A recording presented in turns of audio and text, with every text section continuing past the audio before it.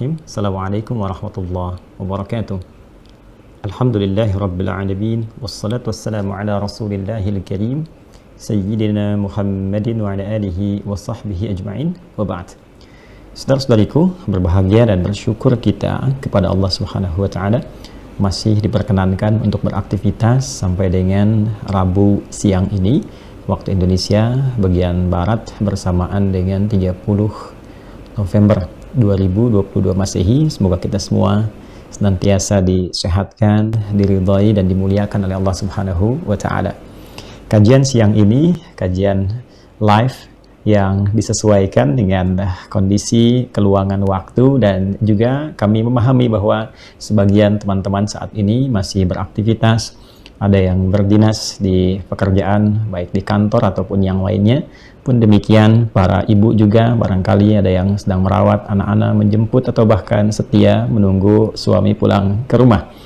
Karena itu kita akan mencoba menghadirkan pendampingan bagaimana mencari rezeki yang berkah sehingga dibawa ke rumah pun mendapatkan kemuliaan-kemuliaan dan kebaikan-kebaikan di sisi Allah Subhanahu wa taala. Baik, kajian kali ini kita akan mencoba belajar dari satu ayat Al-Quran, surah keempat An-Nisa di ayat yang ke-34. Saya ulangi, Quran surah keempat An-Nisa di ayat ke-34. Bagi yang pegang mushaf di paling kiri sebelah atas ya. Baiklah, Bismillahirrahmanirrahim, kita akan coba amati ayatnya. Allah Subhanahu wa taala berfirman, A'udzubillahi minasyaitonirrajim. Bismillahirrahmanirrahim. Ar-rijalu qawwamuna 'alan nisaa bima faddalallahu ba'dahum 'ala ba'din wa bima anfaqu min amwalihim.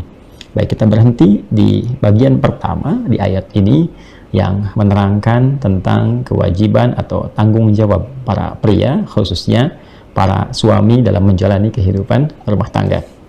Baik, di sini Allah Subhanahu wa taala menyebut dengan para suami yang memiliki tanggung jawab di rumah tangga itu dengan ar-rijal. Baik, ar-rijal. Jadi di sini alnya bisa menjadi ma'rifat, bisa juga menjadi istighraq.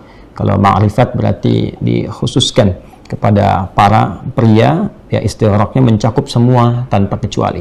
Bagi yang telah berumah tangga, khususnya bagi yang beriman pada Allah Subhanahu wa taala, bagi yang ingin mematuhi seluruh pedoman berkehidupan yang Allah turunkan melalui Rasulullah sallallahu alaihi wasallam. Mematuhi, tunduk, patuh disebut dengan muslim namanya. Jamaknya disebut dengan muslimun. Kita disebut dengan muslim dan diminta oleh Al-Qur'an supaya dipertahankan itu sampai kita wafat. Wala tamutunna illa wa antum muslimun. Quran surah ketiga di ayat 102. Jangan sampai kamu wafat kecuali kamu dalam keadaan sedang tunduk patuh kepada Allah Subhanahu wa taala. Nah, di antara kepatuhan kita tunjukkan dengan cara menaati seluruh pedoman kehidupan yang Allah turunkan lewat Rasulullah sallallahu alaihi wasallam, yang sejatinya semua pedoman ini didesain untuk memuliakan kehidupan kita, memudahkan, menyukseskan, membahagiakan. Karena itu hasilnya disebut dengan salam. Jadi akumulasi semua nilai itu, kebahagiaan, ketenangan, kedamaian, kesejahteraan, itu disebut dengan salam namanya.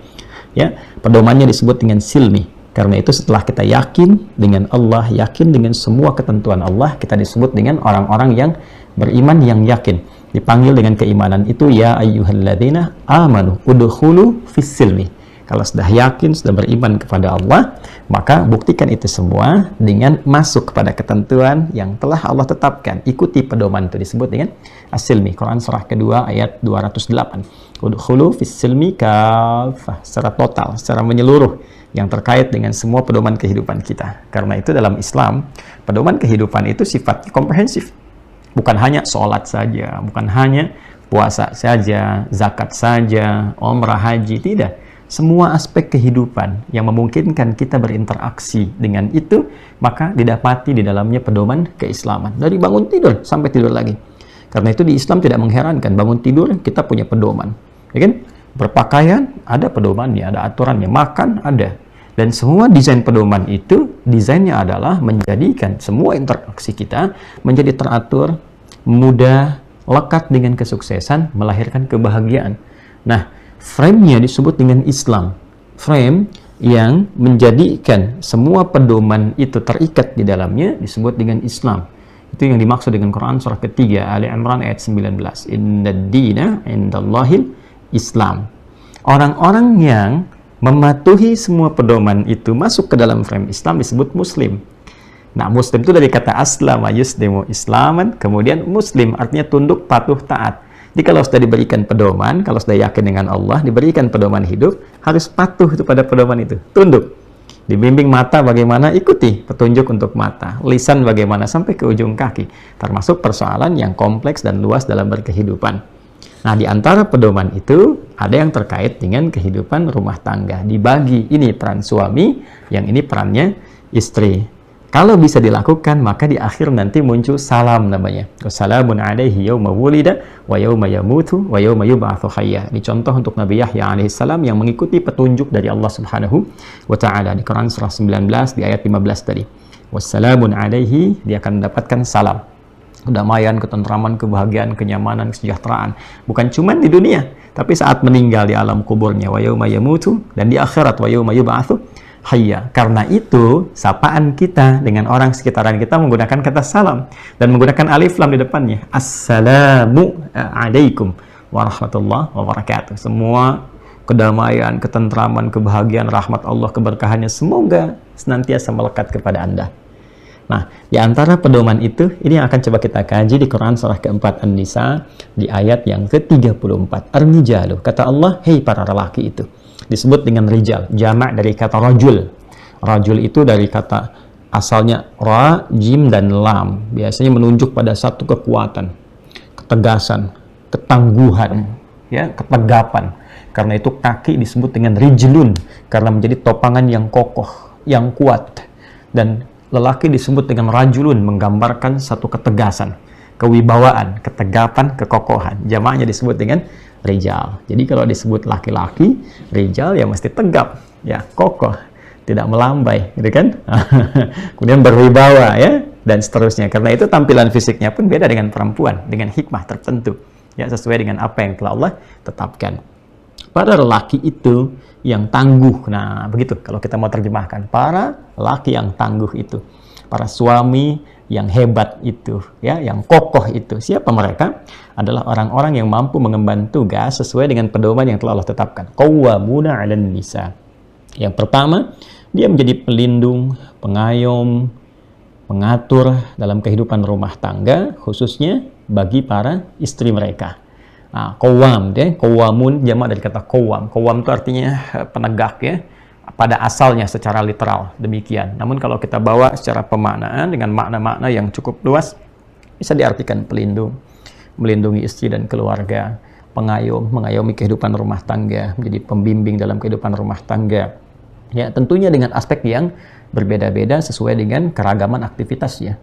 Jenis bagi yang aktif suaminya misalnya di bidang bisnis tentu akan berbeda dengan yang suaminya dai atau ulama misalnya, ya, atau nanti birokrat dan sebagainya. Kesibukan boleh berbeda, tapi nanti ada aspek-aspek yang sama di dalamnya, yang dibawa perannya ke dalam rumah tangga. Sebagai suami, qawwam, punya sifat qawwam, melindungi, mengayomi, membimbing, menjadi penegak semua aturan kebaikan yang mendekatkan keluarga kepada Allah Subhanahu wa Ta'ala. Jadi mohon izin, mohon maaf, jangan sampai nanti para suami menjadi rijal, kuat, tangguh, tapi kekuatan dan ketangguhannya tak mampu membawa keluarga lebih dekat dengan Allah Subhanahu wa Ta'ala. Maka ini ada sesuatu yang kurang lengkap dalam kehidupan berumah tangganya. Demikian, ya, karena ayat pernikahan kan dibuka dengan kata ayat, ya kan? Di Quran surah ke-30 Ar-Rum di ayat ke-21 ketika Allah Subhanahu wa Ta'ala berfirman, "Wa min ayatihi an khalaqa lakum min anfusikum azwaja." Dan di antara tanda-tanda yang menjadikan seorang hamba dekat dengan Allah. Ayat itu bahasa singkatnya tanda yang menjadikan hamba lebih dekat kepada Allah, lebih mengenal Allah. Ya, karena itu semua isi Al-Quran disebut dengan ayat. Al-Fatihah 7 ayat, Al-Baqarah 286 ayat, demikian selanjutnya. Kenapa? Karena setiap kali kita berinteraksi dengan Al-Quran, dengan ayat-ayat itu, keadaan kita menjadi lebih dekat dengan Allah. Itu yang dimaksud Quran surah ke-8 Al-Anfal di ayat yang kedua. Innamal mu'minuna alladzina idza dzukirallahu wajilat qulubuhum wa idza tuliyat 'alaihim ayatuhu zadatuhum imanan wa 'ala rabbihim yatawakkalun. Sungguh insan beriman yang sejati itu kalau disebutkan nama Allah ada konfirmasi getaran keimanan dalam jiwanya.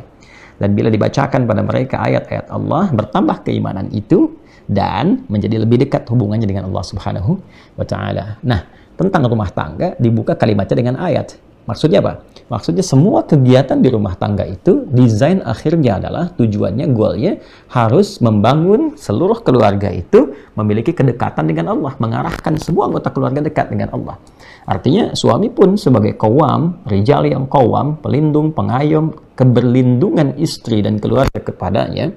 Ketika suami diberikan amanah melindungi, memimpin, maka kepemimpinan dan perlindungan itu mengarahkan mereka dekat dengan Allah, bukan menjauhkan. Ingat ya, melindungi keluarga supaya lebih dekat dengan Allah, itu visinya. Baik, ini bagian yang pertama. Bima faddalallahu ba'dahum 'ala ba'd. Karena memang Allah berikan kelebihan-kelebihan antara laki-laki dan perempuan. Jadi dari desain fisiknya sudah beda, makanya disebut dengan rijal tadi. Ya, makanya dia bisa melindungi karena dari segi fisik ini secara umum ya, secara general, desainnya lebih kuat, lebih kokoh, ya, lebih berwibawa dari suara, dari kelantangan dan sebagainya. Ya, dalam beberapa hal bisa dilatih, perempuan bisa kuat juga, tapi pada dasar penciptaannya secara general, secara fisikal, dengan satu tujuan tertentu, maka body dan semua desain laki-laki itu tujuannya ke arah qawwam, perlindungan dan sebagainya. Secara umumnya demikian.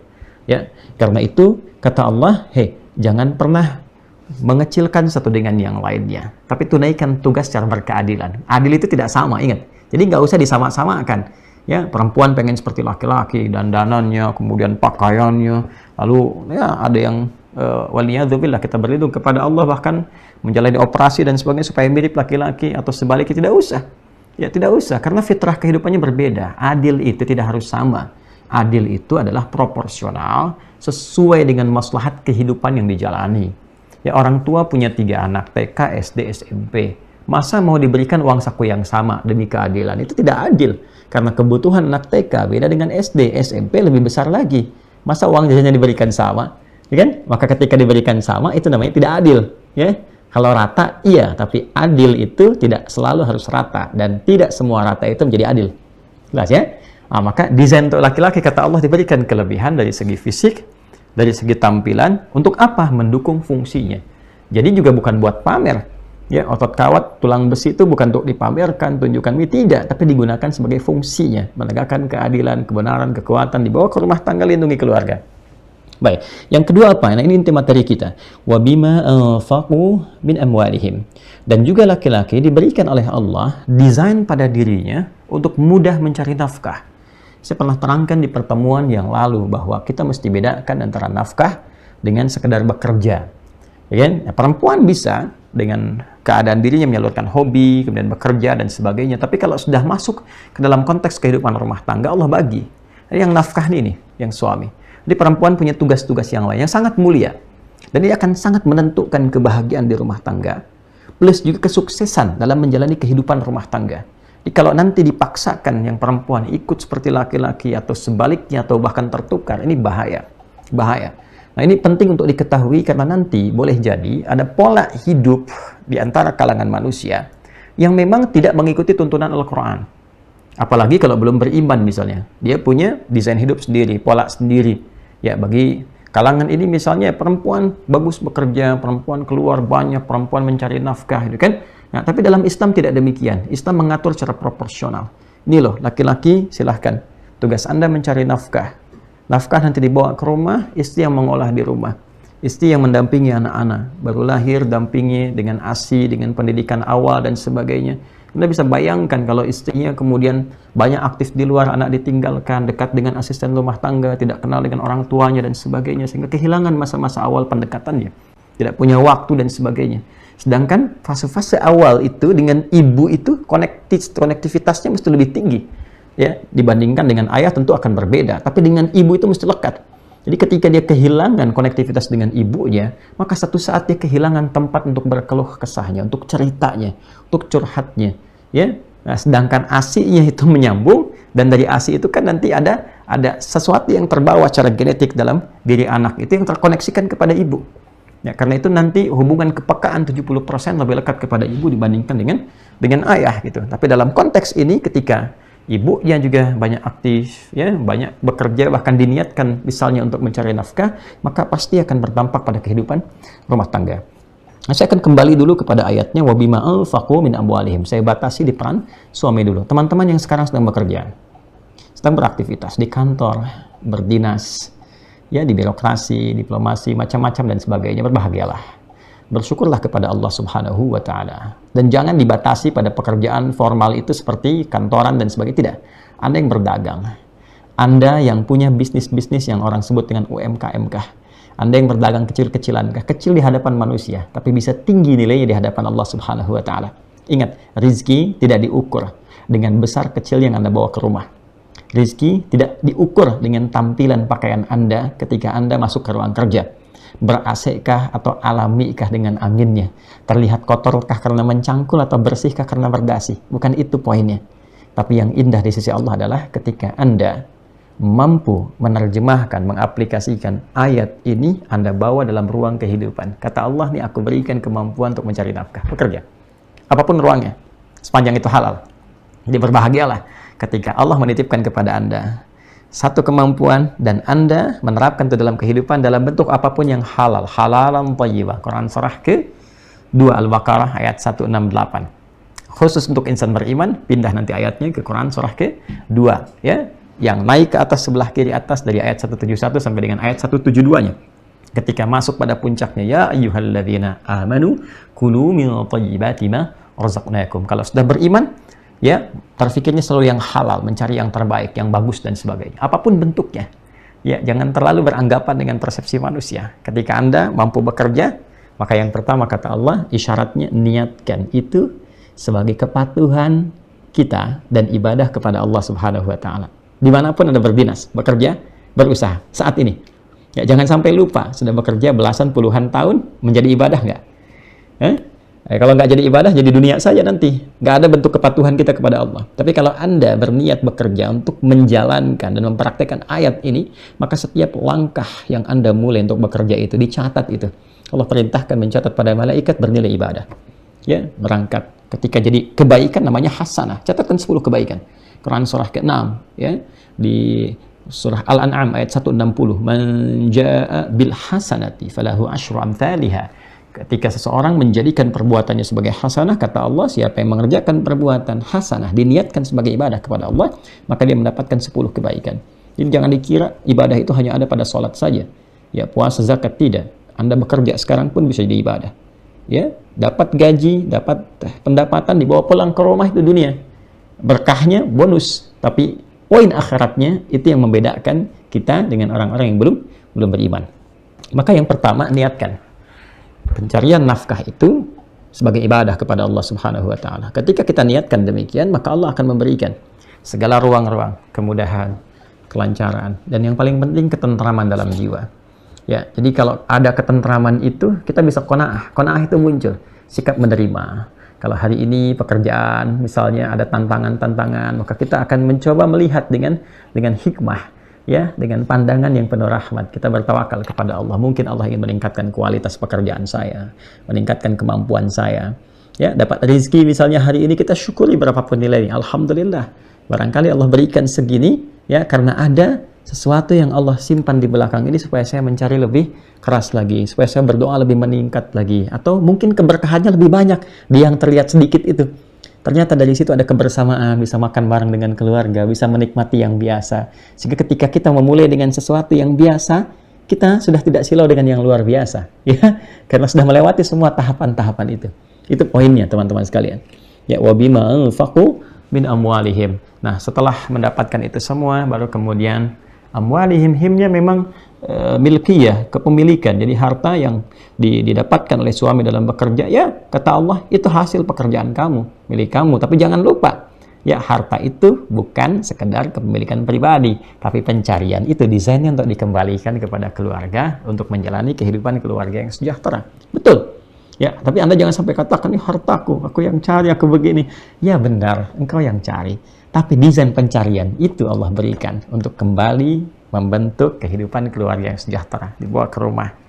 Ya, jadikan dari situ nilai-nilai kebaikan dan sebagainya. Toh, jangan-jangan kemudahan Anda mendapatkan pekerjaan pun karena Anda telah menikah, berumah tangga, karena doa istri, doa anak-anak dan sebagainya. Maka ada saham mereka dalam kesuksesan dan usaha yang telah Anda dapatkan. Itu poinnya. Jadi yang pertama, teman-teman berbahagialah yang Allah titipkan sekarang kesempatan beraktivitas, bekerja, dan lain sebagainya. Maka tetap jangan sampai aktivitas pekerjaan itu menghilangkan kepedulian kita pada rumah tangga. Ingat istri, ingat keluarga, kemudian juga ya senantiasa menguatkan kehidupan rumah tangga dengan caranya masing-masing. Dan istri pun harus belajar. Ya, karena nanti ada sifat-sifat dalam suami yang berbeda ketika Allah berikan tugas yang tidak sama. Tentu yang di kantor, yang di diplomasi, birokrasi akan berbeda dengan yang tugasnya berdakwah, mengajar. Ya. Ada yang misalnya yang ke sawah, ada yang macam-macam dan sebagainya. Nah, harus mempelajari, dan di Islam lengkap sekali. Dari mulai sampai ke sirahnya, sampai keteladanannya, sampai sosok-sosok dan tokohnya. Lengkap. Ya. Makanya isi waktu dengan baca yang bermanfaat. Ya. Banyak kitab, banyak sejarah-sejarah masa lalu dibandingkan kita baca sesuatu yang kadang nggak penting dan nggak ada kaitan dengan kehidupan kita. Ya. Baik, ya, yang kedua, jangan lupakan saat bekerja niatkan ibadah. Niatkan ibadah supaya ada ketenangan, kelapangan, kenyamanan, perlindungan dari Allah dan keberkahan dari setiap rezeki yang didapatkan sehingga tidak banyak menimbulkan keluhan dalam kehidupan. Karena sekarang tantangannya banyak sekali. Ya, banyak sekali. Ya, sampai-sampai mohon maaf terjebak pada perbuatan-perbuatan maksiat yang dilarang. Awas pinjaman-pinjaman online yang penuh riba itu, yang rentenir modern dan sebagainya, hati-hati. Ya, hati-hati. Betapa banyak itu bisa menyebabkan kerusakan yang sangat besar, ya, menjadikan gempa kehidupan dalam rumah tangga yang sedikit demi sedikit menghancurkan kesejahteraan yang telah dibangun sekian lama. Ini bagian yang pertama, teman-teman, bimbingan untuk para suami, semoga berkenan, dan ayat ini berlaku juga untuk saya. Saling mendoakan, semoga Allah juga berikan bimbingan kepada kami untuk mampu mengamalkan apa yang diajarkan dengan baik. Diampuni oleh Allah kekurangan-kekurangan, kesalahan-kesalahan yang mungkin tidak membersamai pengajaran-pengajaran dalam kebaikan. Semoga Allah senantiasa melengkapi kita untuk menjadi pribadi yang lebih baik dari sebelumnya. Insya Allah di pertemuan berikutnya kita akan masuk kepada tugas istri, bagaimana kewajibannya terkait dengan aspek yang telah dilakukan oleh para pria atau para suami di rumah tangga. Maka jika suami punya kewajiban, apa haknya dari istri?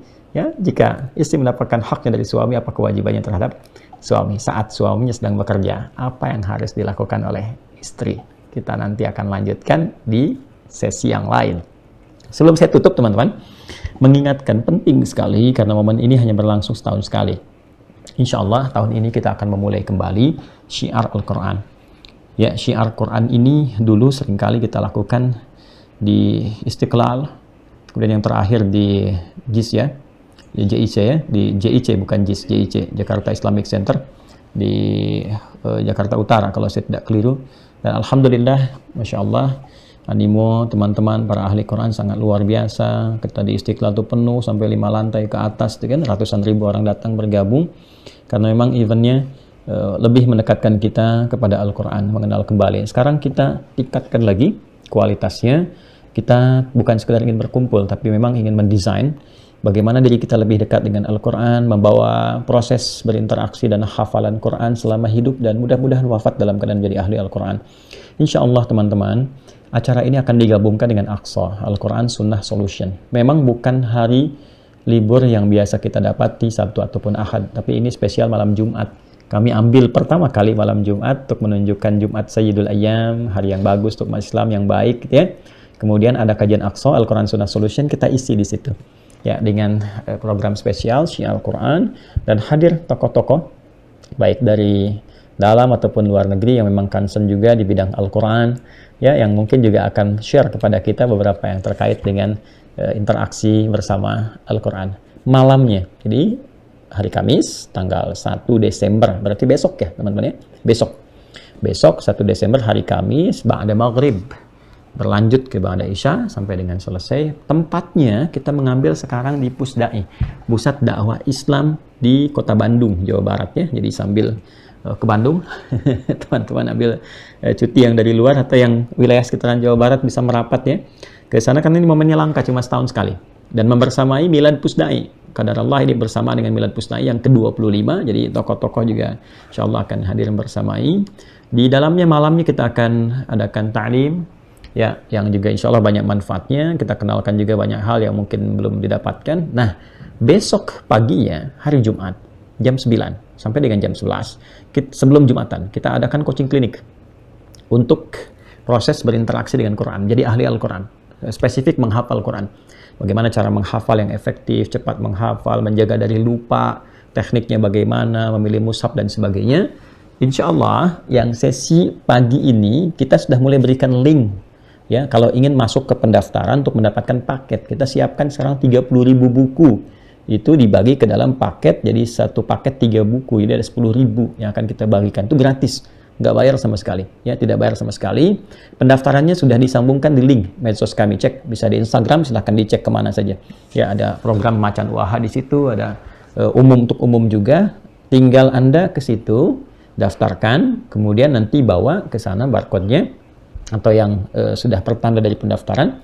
Ini nggak ada bayar-bayar ya, acaranya nggak ada bayar. Pendaftar itu untuk dapatkan paket aja supaya ada tandanya, ada kodenya. Nanti pagi Anda masuk ke situ, tinggal nanti ditunjukkan, langsung dapatkan paket secara gratis. Nanti gabung bagaimana belajar menghafal Quran dengan cepat dan mudah. Dan juga kita akan launching sistem baru untuk memudahkan hafalan. Jadi terkontrol juga secara online, selain nanti ada STWH, Sekolah Terbuka Usahakan Al-Quran Hafal. Dengan saya secara langsung, dan nanti juga ada beberapa syekh ataupun juga tokoh yang bisa share dengan kita bagaimana cara menjadi ahli Al-Quran. Secara singkat, malam Jumat, jadi besok malam, ya, Kamis malam, kajian Aqsanya berlangsung di Pusat Dakwah Islam, di Pusdai Jawa Barat. Kemudian hari Jumatnya jam 9. Dan ini hanya sekali tahun ini, sekali saja ini dan tidak yang lain, jam 9 sampai jam 11. Ya. Berjumpa di Pusdai, insya Allah. Kalau Anda bertanya bagaimana Ustadz, kalau belum daftar karena nggak tahu, nggak bisa terkonek saya ke internet, datang on the spot, nggak apa-apa, nanti dipisahkan untuk memfasilitasi sehingga tetap tersambung dan bisa berjalan dengan baik. Pesertanya siapa? Laki-laki, perempuan boleh, anak kecil boleh ya. Maka nanti ada juga dari anak-anak sekolah kita akan datang ke sana dan share dengan teman-teman apa yang mereka dapatkan selama belajar. Baik ya, saya kira itu yang bisa disampaikan di kesempatan siang hari ini. Terima kasih membersamai tayangan kita di Adi Official di kesempatan siang ini. Semoga berkah aktivitas kita, disehatkan kita semua, dilindungi dari berbagai hal yang melahirkan keburukan, dan semoga ridha Allah bersamai kita semua. Allahumma taqabbal minna innaka antas sami'ul alim wa tub 'alaina innaka antat tawwabur rahim. Rabbana atina fid dunya hasanah wa fil akhirati hasanah wa qina adzaban nar. Wa sallallahu ala sayyidina Muhammad wa ala alihi wa sahbihi ajma'in. Wa akhiru da'wana subhanakallahumma wa bihamdika nashhadu an la ilaha illa anta nastaghfiruka wa natubu ilaik. Walhamdulillahi rabbil alamin. Assalamualaikum warahmatullahi wabarakatuh.